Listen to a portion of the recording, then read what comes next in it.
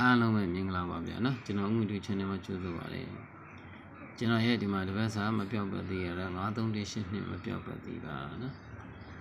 8နှစ်3ကတော့3ရက်တွင်နှလုံးလာပါလိမ့်မယ်ဗျာနော်အနည်းဆုံးတစ်လုံးကျင်းနေလာပါလိမ့်မယ်ပတ်သေးလိုက်မဲ့လူတွေတခြားကိုင်းလိုက်ပါနော်ဒီကောင်လေးကတော့အပြီးခွေပါ2ကြိမ်လာပါပဲအပူပါထည့်ထိုးပါဗျာဒီမှာတော့ကျွန်တော်မရေးထားပါဘူးအောက်ကကောင်လေးကလည်းအပြီးခွေ2ကြိမ်လောက်လာပါမယ်တော့အများအားပြောပါတယ်ကိုကိုင်းမဲ့တစ်လုံးပတ်တိလိုက်မဲ့လူတွေကိုကိုင်းမဲ့တစ်လုံးပဲကြောက်ချလိုက်ပါနော်ပြီးတော့ပြီးခွေလိုက်မဲ့လူတွေကိုကြိုက်မဲ့တရွဲတွေကပဲပြီးခွေတိချလေးလိုက်ပြီးပါဗျာနော်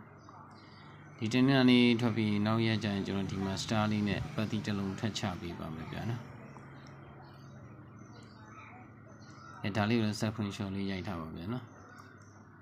ကျွန်တော် channel လေးကို subscribe လုပ်ဖို့မမေ့ပါနဲ့ဗျာနော်ကျွန်တော်အများတိုင်းလည်းမတင်နိုင်တဲ့အတွက်ကြောင့်ကျွန်တော်တင်တဲ့ချိန်လေးကိုတွေ့ရအောင်လို့ကျွန်တော်ရဲ့ channel လေးကို subscribe လုပ်ဖို့တောင်းဆိုပါတယ်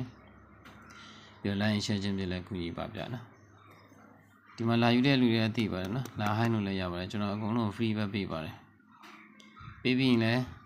ပေါက်သည်ဖြစ်စေမပေါက်သည်ဖြစ်စေခင်ဗျားတို့ဘာမှပြန်လုပ်ပေးစရာမလိုပါဘူးဗျာနော်